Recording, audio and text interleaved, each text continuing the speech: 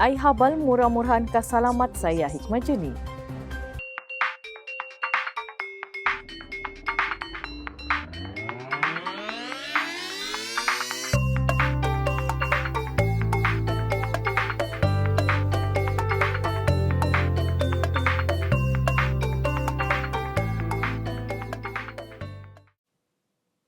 Rakyat Sabah masih boleh hidup tanpa kerajaan persekutuan. Propaganda Barisan Nasional BN dan Perikatan Nasional PN kononnya rakyat Sabah tidak boleh hidup tanpa kerajaan persekutuan. Hanyalah kempen politik murahan untuk meraih sokongan. Presiden Parti Warisan Sabah Warisan Datuk Seri Panglima Haji Muhammad Syafiee bin Haji Abdal berkata, rakyat Kelantan, Pulau Pinang dan Selangor telah membuktikan bahawa mereka tidak pernah mati walaupun berada di pihak pembangkang. Sebaliknya menurut beliau yang akan mati ialah BN dan PN sekiranya rakyat Sabah membuat keputusan untuk menolak pemimpin-pemimpin parti itu yang terpalit dengan salah guna kuasa. Oh, kalau kita tidak kerjasama dengan BN, maka matilah Sabah. Yuk saya mati Sabah ini. Di Kelantan 40 tahun diperintah oleh PAS, orang Kelantan tidak mati. 15 tahun Pulau Pinang atas pembangkang, orang Pulau Pinang tidak mati. Takkan kita di Sabah mati kalau kita tidak bersama Barisan Nasional. Alung kita wah. Ayuk siga mematai bang Balnia, BN Balnia AMNO. Bukan mati kita kalau AMNO kalah, BN kalah. Mereka yang mati kalau BN dan AMNO kalah. Beliau berkata demikian ketika berucap dalam majlis bersama rakyat Kampung Simunus Semporna pagi ini. Ketika di Tagasan, Datuk Seri Muhammad Syafiee berkata, era Sabah ditadbir oleh pemimpin dari persekutuan yang menentukan setiap keputusan sudah berakhir selepas pilihan raya umum 2018. Katanya kini Sabah memiliki satu kekuatan kerana rakyatnya bersatu hati dan ditadbir oleh pemimpin tempatan yang menjadi pendesak agar setiap hak-hak negeri ini ditunaikan. Sehubungan itu katanya beliau memilih untuk membubarkan Dewan Undangan Negeri Sabah daripada meletakkan masa depan negeri ini kepada pemimpin-pemimpin yang kotor dan tidak amanah. Itu bila berlaku sesuatu perkara, saya tidak teragak-agak. Daripada saya serahkan kuasa kepada Si Musa Aman, daripada saya serahkan kuasa penentuannya Kuala Lumpur, saya bubarkan Dewan Undangan Negeri Sabah ini. Rakyat Sabah tidak mudah dibodohkan dengan penubuhan Gabungan Rakyat Sabah GRS yang dibentuk persekutuan untuk merampas pentadbiran Sabah daripada rakyat tempatan dalam PRN Sabah. Gabungan Rakyat Sabah GRS jelas merupakan blok politik baharu yang dibentuk persekutuan bagi membolehkan usaha mereka merampas pentadbiran negeri daripada rakyat tempatan berjaya dalam pilihan raya negeri PRN Sabah. Datuk Muhammad Syafiee berkata rakyat Sabah bagaimanapun bukan mudah dipersendah atau diperbodohkan dengan penubuhan GRS kerana tahu apa yang perlu dilakukan. Tegas beliau, GRS sebenarnya langkah persekutuan untuk menaja parti-parti politik kecil sebanyak mungkin demi mencapai hajat politik mereka. Tujuan mereka untuk menaja beberapa parti-parti politik yang ada, walaupun kecil, tujuan ialah memecah belah dengan niat mereka untuk nak tumbangkan kerajaan yang ada. Tapi saya yakin rakyat di tempat ini bukan semudah itu boleh dipersendahkan, diperbodohkan. Ya. Mereka mempunyai hala tuju yang cukup jelas. Datuk Seri Muhammad Syafiee ditemui pemberita di Semporna hari ini. Semalam Perdana Menteri Tan Sri Muhyiddin Yassin mengumumkan kerjasama BN, PN dan Parti Bersatu Sabah PBS di Sabah yang dikenali sebagai GRS. Hakikatnya ketika Muhyiddin menyatakan GRS akan bekerjasama, sebaliknya parti-parti komponennya bertembung sesama sendiri di 16 kerusi dalam PRN Sabah pada 26 September depan. Mereka banyak gabungan sangat, mana satu gabungan yang berpakat ni. Sama ada sudahlah Muafakat Nasional, Perikatan Nasional, inilah pula gabungan berbagai. Sementara itu, menjawab soalan wartawan tentang industri pelancongan Sabah, Datuk Seri Mohamad Shafie berkata kerajaan Sabah mempunyai perancangan untuk membina lebih banyak kemudahan terutama di Semporna yang dikenali sebagai pusat pelancongan. Bagaimanapun, tegasnya keutamaan perlu diberikan kepada sektor keselamatan untuk memastikan pelancong selamat. Alhamdulillah, dah ada peningkatan dari segi pelancong tempatan yang datang ke daerah ini dan saya difahamkan beberapa resort pun dah agak kembali, bukan seperti asal, tapi kita boleh pulihkannya. Tapi yang penting kepada kita ialah satu, keselamatan. Yang kedua ialah pastikan gambaran yang kita berikan bahawa tempat ini akan merupakan satu tempat yang boleh menangani masalah COVID. Jadi mereka boleh balik ke tempat mereka, insyaAllah. Kurang memahami antara masyarakat Pantai Barat dan Pantai Timur Sabah punca perpecahan perpaduan di negeri ini. Calon Parti Warisan Sabah Dun Moyok Datuk Daryl Leking berkata isu ketidakpercayaan antara masyarakat Sabah di kawasan Pantai Timur dan Pantai Barat antara punca berlakunya perpecahan perpaduan di negeri ini. Perkara itu dapat dilihat berdasarkan tuduhan-tuduhan liar yang dilontarkan oleh pihak lawan khususnya ke atas pemimpin negeri. Sehubungan itu, katanya rakyat Sabah tidak kira dari mana sekalipun perlu bersatu kerana hanya dengan cara itu barulah kemakmuran negeri dapat dicapai. When they see Shafie Apdal, immediately they think of Shafie as pendatang tanpa izin. Just because diorang tidak tahu bagaimanakah kehidupan mereka di Pantai Timur. Because we've always been here. Kita hanya di Pantai Barat. Macam juga daripada Malaya dan Semenanjung. Mereka jarang ataupun kurang pengetahuan berkenaan dengan kita di Sabah. Hana and Sim, don't you agree? Very little knowledge. I think it is only when we became very close that you understood Sabah and Sarawak. So, the biggest problem kita adalah tidak mengenali sesama. We don't want to know each other, or we think we know enough just because kita ada kawan within ourselves, ataupun dapat berjumpa dengan one or two people from the East Coast. Beliau berkata demikian pada program santai bersama calon Parti Warisan Sabah di Kampung Ramaiah Penampang semalam. Mengulas lanjut, Daryl mengakui sebelum ini beliau juga tidak memahami masalah yang dihadapi di Pantai Timur. Namun apabila ke kawasan tersebut, beliau mendapati masyarakat Pantai Timur juga berkongsi isu yang sama seperti masyarakat di Pantai Barat. Now saya mengaku, saya sendiri pun tidak faham sebelum saya memasuki politik. So I took the opportunity to get to know orang Pantai Timur. And I took the opportunity to get to know Shafie Apdal. His concern, dia punya orang dari Pantai Timur ini dan kita, dia orang punya masalah sama. No different from us. They don't like the PTI as well. Mereka pun ada banyak masalah pekerjaan, industri, ekonomi dan sekian. Their problem mirrors our problem. Yang mungkin kita tidak ada adalah distance antara Filipina dan juga Indonesia di Pantai Timur. Their problem is more deeper. But somehow throughout the fluctuation of time mereka telah menerima juga orang-orang ini.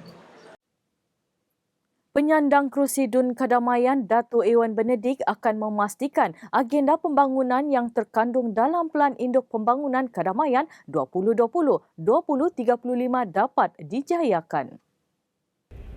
Calon Pertubuhan Kinabalu Progresif Bersatu APCO N11 Kedamaian itu berkata, pelan pembangunan itu merangkumi semua aspek termasuk pembangunan infrastruktur, ekonomi, sosial, budaya dan alam sekitar. Menurut Iwan, dalam tempoh 2 tahun beliau telah berusaha sebaiknya untuk melaksanakan tanggungjawabnya. Beliau sentiasa bersedia meneruskan tanggungjawab tersebut untuk penggal seterusnya berasaskan kepada satu manifesto sahaja, iaitu menjayakan Pelan Induk Pembangunan Kedamaian 2020 sehingga 2035. Beliau berkata demikian ketika berucap pada Majlis Pelancaran Jentera Pilihan Raya N11 Kedamaian di Dewan Kedamaian Square Taginambur, Kota Belud semalam. Majlis itu disempurnakan oleh bekas Ketua Hakim Negara Tan Sri Richard Malanjum. Turut hadir Ahli Parlimen Kota Belud Isna Raisa Munira Majlis. Iwan yang juga Ketua APCO Kota Belud berkata, melalui Pelan Induk Pembangunan Kedamaian, Dun Kedamaian akan dibangunkan berasaskan kepada 2 sektor ekonomi utama. iaitu pelancongan dan pertanian melalui jaringan kemudahan infrastruktur asas dan pembangunan keusahawanan desa. Pelan ini kini menjadi sebahagian daripada dokumen rasmi Kerajaan Negeri Sabah dan menjadi input utama kedamaian untuk rancangan-rancangan pembangunan negeri dan negara. Selaku Wakil Rakyat Kedamaian, tanggungjawab beliau yang seterusnya adalah memastikan pelan ini dimasukkan dalam rancangan Malaysia ke-12, ke-13 dan ke-14. Dalam PRN Sabah, Datuk Iwan yang juga penyandang-penyandang Menteri Pembangunan Luar Bandar menghadapi saingan 6 penjuru. Perkampungan yang belum diwartakan di Dun Petagas akan diperjuangkan oleh calon Parti Warisan Sabah Datuk Awang Ahmad Shah Awang Sahari. Perkampungan yang belum diwartakan di Petagas akan terus diperjuangkan calon Parti Warisan Sabah Dun Petagas, Datuk Awang Ahmad Shah Awang Sahari bagi memastikan penduduk tidak merempat di tanah sendiri. Beliau berkata, selaku anak jati Kampung Ulu Putatan, beliau akan memastikan isu pewartaan kampung berkenaan dapat diselesaikan. Kampung ini sebenarnya belum digazet sejak merdeka. Jadi sekarang ini kebetulan pula adik saya bekerja di sebagai setiausaha hasil bumi. Dan saya telah berunding sejak 3-4 bulan yang lalu. Jadi kampung ini sudah di dalam proses untuk digazetkan jadi kampung. Karenanya kerajaan sudah bersetuju untuk menggajet kampung ini dijadikan kampung. Jadi ini sejak daripada merdeka lagi belum pernah digazet. Jadi begitu juga di kampung-kampung yang lain akan kita pastikan mana-mana kampung yang wujud sama ada menggunakan communal title ataupun kawasan-kawasan setinggan yang duduk di state land jika sekiranya yang sesuai untuk digerankan. Ditemui selepas program Jelajah Kampung dan Ramah Mesra di Kampung Ulu Putatan hari ini, katanya pewartaan kampung dan pemberian geran itu adalah selari dengan dasar kerajaan pimpinan warisan sebelum ini. Datuk Awang Ahmad Shah, 61, masih kekal dengan kepribadiannya yang bersifat rendah diri. Calon ini tidak pernah melupakan jasa penduduk kampung yang banyak membantunya ketika keluarganya susah suatu ketika dahulu. Warisan! Undi! Warisan! Calon nombor 2. Ketua Pemuda DAP Sabah Pung Jinza berkata dalam era politik baru, sentimen mengenai bangsa dan agama tidak seharusnya dimainkan lagi oleh pemimpin sekarang. Sehubungan itu, rakyat Sabah perlu memilih parti dan pemimpin yang tidak memainkan isu sensitif berkenaan. Policies instead of talking about race and religion. So I think this is very important to tell all Sabahan to choose a party, to choose a leader that can unite people regardless of race. I think Shafi Abdal in this chapter is the right choice for all Sabahan because he always believed in Sabahan. He always believed in unity. Pung berkata demikian ketika sesi bertemu rakyat di Kota Kinabalu siang tadi. Sesi itu turut diiringi Ahli Parlimen Muar Syed Saddiq Syed Abdul Rahman dan calon warisan PLAS Dun Likas Tan Li Fat. Saya bukan pengganas. Itu penjelasan calon muka baru warisan alias Sani yang bertanding di kerusi Dun N53 Sekong.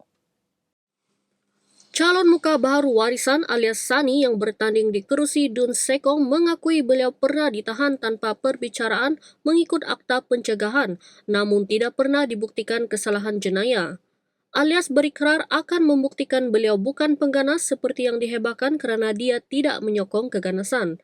Menurut alias, penahanannya berlaku sekitar tahun 1990-an apabila beliau memberi sedekah dan belajar agama bersama orang tertentu dan kemudian sumbangan itu disalah tafsir untuk aktiviti tidak baik.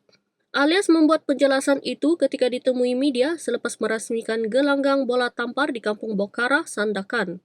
Sejak semalam, sekeping gambar tular yang mendakwa alias pernah ditahan ISA dan adalah ahli kumpulan jemaah Islamiyah yang dikehendaki.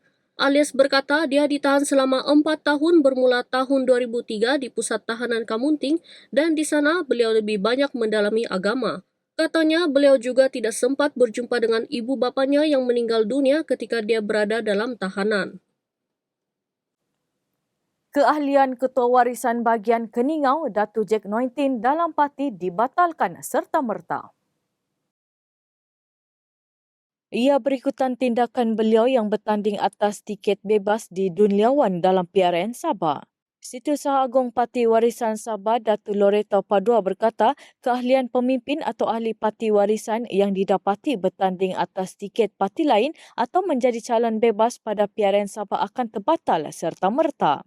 Dalam satu kenyataan, Loreto berkata tindakan itu telah melanggar perlembagaan parti iaitu Fasal 7-3, 3.4 iaitu keahlian terhenti secara serta-merta apabila seseorang ahli itu bertanding dalam pilihan raya menentang calon parti dan atau tanpa kebenaran parti. Ketika hari penamaan calon semalam, Datu Jack yang juga Ketua Warisan Bahagian Keningau bertanding di kawasan Dun Liawan sebagai calon bebas. Dun Liawan menyaksikan pertandingan 7 penjuru antara penyandang dari Warisan Rasinin Kotis menentang 6 calon lain. Menurut Loreto, kepimpinan parti telah mengamanahkan Timbalan Ketua Bahagian Keningau Basal Bula sebagai pemangku Ketua Bahagian Keningau. Dengan berakhirnya proses penamaan calon PRN Sabah semalam, ke manakah hala tuju 13 adun yang melompat parti Julai lalu? 6 daripada 13 adun yang melompat untuk menyertai kem Musa Aman 29 Julai lalu mengambil keputusan untuk bertanding sebagai calon bebas dalam PRN Sabah setelah tiada parti yang mencalonkan nama mereka. Kemunculan kembali katak politik ini sekaligus menjawab persoalan mengenai hala tuju mereka selepas cubaan merampas kuasa menerusi tindakan lompat parti gagal.